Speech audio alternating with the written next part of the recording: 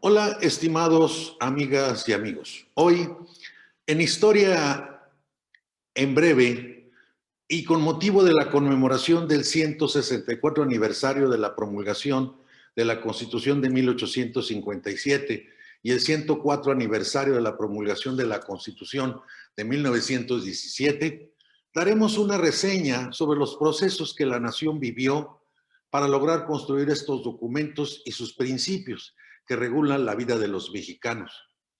A lo largo de nuestra historia, fueron tres las constituciones que dieron a la nación una identidad. En 1824 como Estado federal, en 1857 como Estado liberal y en 1917 como Estado liberal social. Sin embargo, en su esencia reside un principio fundamental, fundante de nuestra vida en la nación. Dice así: es voluntad del pueblo de México. Este principio costó muchos años de lucha política, militar e ideológica.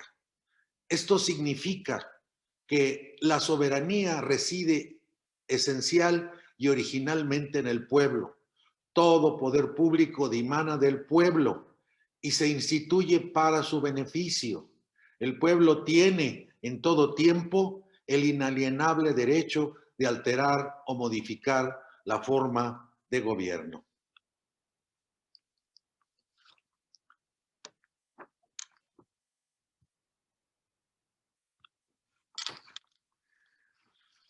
Iniciamos.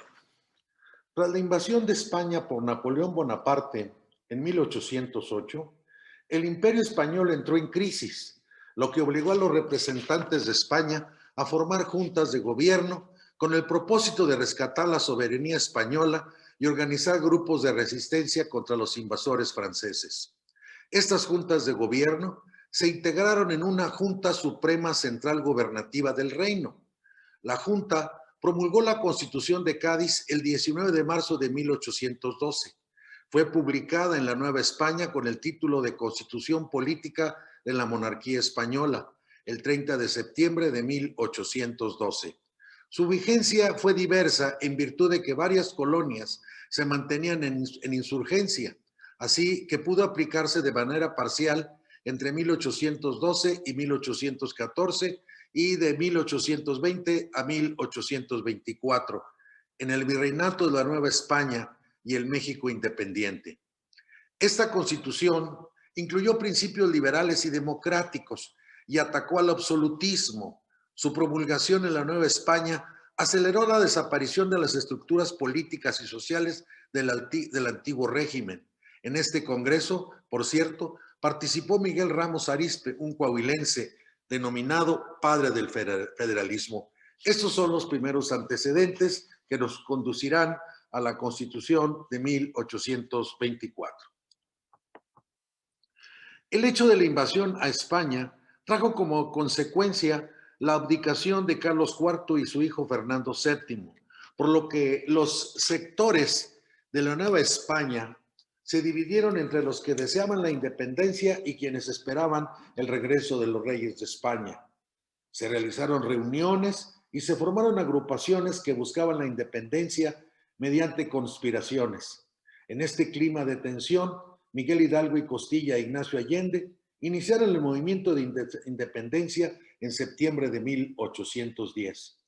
Tras la captura y muerte de los primeros insurgentes en 1811, la lucha continuó con Ignacio López Rayón y José María Morelos y Pavón. En ese trayecto se formularon varias propuestas de políticas que se constituyen en elementos constitucionales y que generaron la Constitución de Apatzingán. Morelos impulsó la conformación del Congreso Nacional Americano en Chilpancingo, que declaró la independencia de la corona española con la publicación del Acta Solemne de la Declaración de Independencia de la América Septentrional el 6 de noviembre de 1813.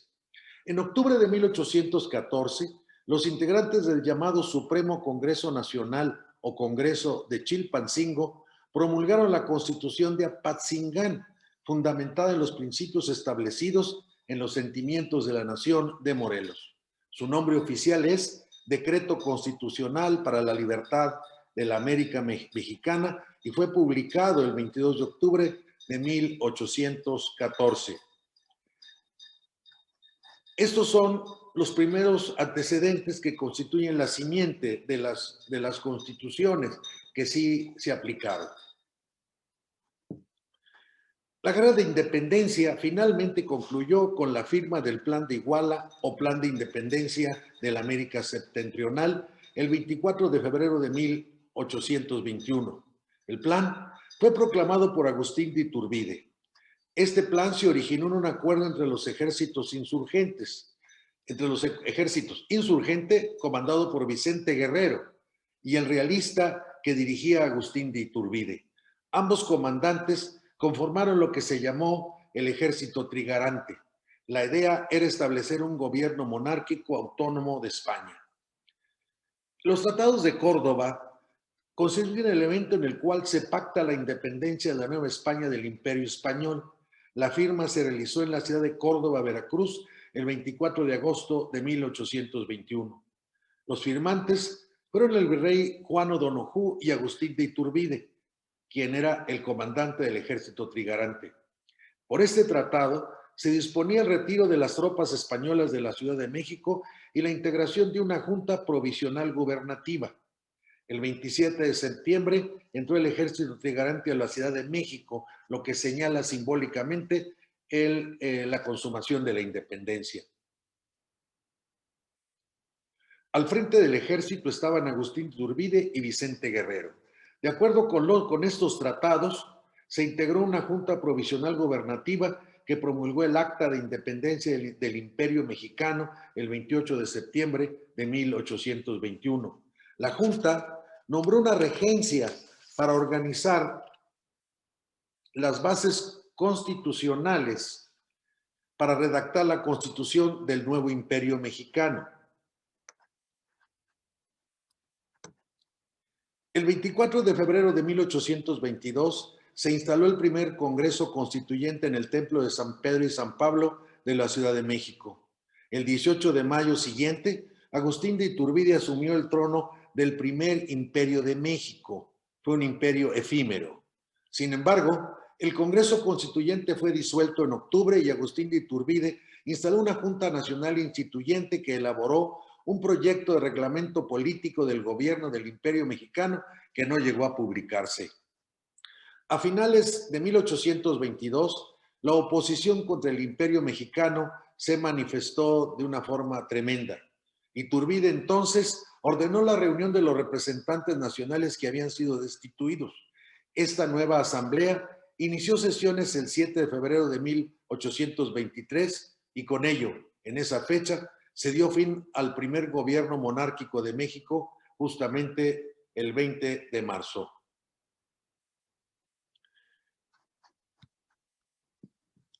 En noviembre de ese año, 1823, se reunió el segundo Congreso Constituyente que emitió el Acta Constitutiva de la Federación Mexicana. Se estableció como forma de gobierno la República Federal. Así, inició la elaboración de la nueva Constitución con el nombre de Constitución Federal de los Estados Unidos Mexicanos. Fue redactada por el Soberano Congreso Constituyente y se publicó el 4 de octubre de 1824. Su vigencia fue azarosa, primero de 1824 a 1836 y de 1847 a 1853. En esencia, su forma de gobierno fue República Federal, representativa y popular. Con base en esta nueva Carta Constitutiva, se realizaron elecciones para presidente y vicepresidente. Así, Guadalupe Victoria y Nicolás Bravo encabezaron el Poder Ejecutivo de 1824 a 1828. Fueron momentos de inestabilidad en virtud de la lucha entre federalistas y centralistas. Durante la administración del presidente Antonio López de Santana, de 1833 a 1847, el Congreso fue convocado a sesión extraordinaria para revisar el Estatuto Constitucional. El resultado fue la suspensión de la Constitución de 1824 y la elaboración de una nueva Carta Magna que estableciera un gobierno centralista. La República Central entonces estuvo regulada por dos documentos, no por la Constitución de 1824. Estos documentos fueron las 7 leyes de 1836 y las bases orgánicas de 1843. Estos estatutos se mantuvieron vigentes hasta que triunfó el grupo republicano o grupo liberal, quienes mediante el acta constitutiva y de reformas de 1847 logran restablecer la Constitución de 1824. El nuevo estatuto se aplicó en un país convulso en virtud de las guerras civiles y la intervención norteamericana. Su nombre oficial fue Acta Constitutiva y de Reformas. Fue redactada por el Congreso Extraordinario Constituyente y se publicó el 22 de mayo de 1847.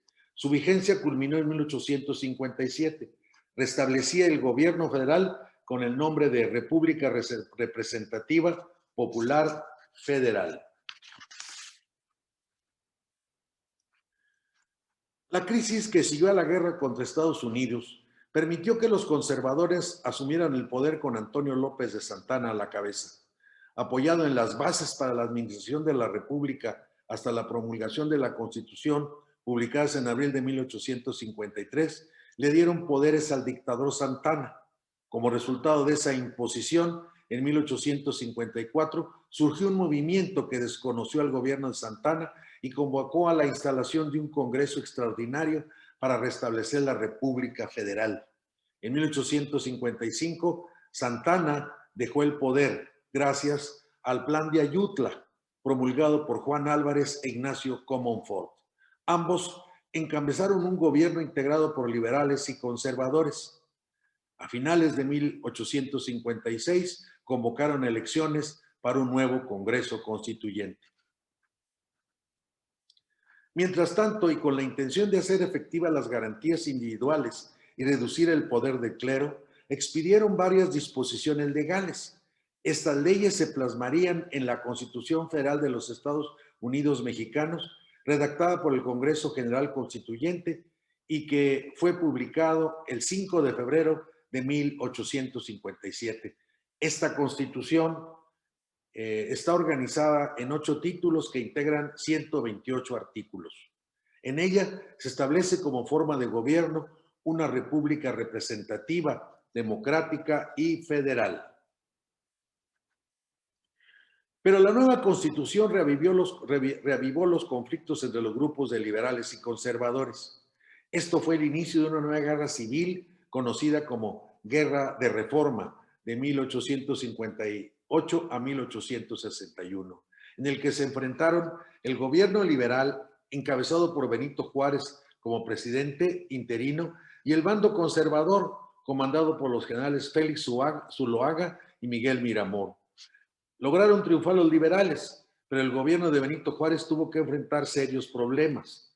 Por un lado, la pacificación del país, la regularización de la administración sometida a una crisis económica devastadora y, lógicamente, a la intervención francesa que pudo culminar en 1867 después del efímero imperio de Maximiliano de Habsburgo.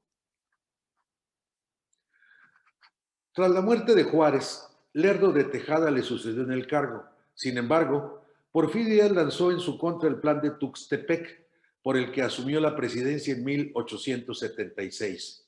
A partir de ese año, inició un gobierno que duró más de 3 décadas, mediado por un periodo presidencial de su aliado Manuel González entre 1880 y 1884. A principios del siglo XX, el gobierno de Díaz se enfrentó a diversos sectores que se oponían a la prolongación de su mandato. A partir de 1900, algunos grupos liberales reclamaron la efectiva aplicación de los principios que habían inspirado la Constitución de 1857. Así, crearon diversos clubes políticos que encabezarían la lucha contra su gobierno. Las elecciones de 1910 fueron el acontecimiento que enmarcó la caída del régimen frente al movimiento revolucionario iniciado por Francisco I. Madero con el Plan de San Luis Potosí. Tras la renuncia de Díaz, Madero asumió la presidencia de la República mediante elecciones legales. La presidencia de Madero fue difícil y conflictiva. La decena trágica, fraguado por los propios jefes militares de su gobierno, comandados por Victoriano Huerta, culminó con su asesinato y el del vicepresidente José María Pino Suárez el 22 de febrero de 1913 y, lógicamente, la usurpación de la presidencia de la República en forma ilegal por Victoriano Huerta. Venustiano Carranza, gobernador de Coahuila, el 26 de marzo de 1913 y mediante el Plan de Guadalupe, condenó el golpe de Estado de Victoriano Huerta y el asesinato del presidente Madero y el vicepresidente José María Pino Suárez. Carranza firmó el Plan de Guadalupe junto con otros militares para acordar el inicio de la ofensiva armada contra el usurpador y restaurar el orden constitucional mediante el ejército constitucionalista. Después de un año de campaña militar, Carranza, convertido en el primer jefe del ejército constitucionalista, consiguió la victoria con la renuncia y huida del usurpador en julio de 1914. El triunfo del régimen de Huerta no fue suficiente para unificar a los diversos grupos revolucionarios en torno a un proyecto de reconstrucción nacional. Existían tres facciones mayoritarias: carrancistas, villistas y zapatistas, con distintas propuestas para la reorganización del país. En un intento de unión convocaron a la Convención Revolucionaria en la ciudad de Aguascalientes. Los convencionistas desconocieron a Carranza, por lo que instaló su gobierno en Veracruz.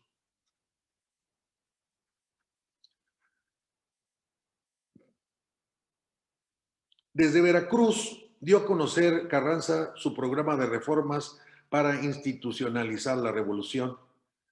Así inició una campaña militar en contra de sus antiguos aliados. Ahora era el enfrentamiento entre el ejército carrancista y el ejército convencionista. Durante 1914 y 1915 se dieron varios enfrentamientos que culminaron con las batallas del Bajío, en las que resultó derrotado el ejército convencionista comandado por Francisco Villa.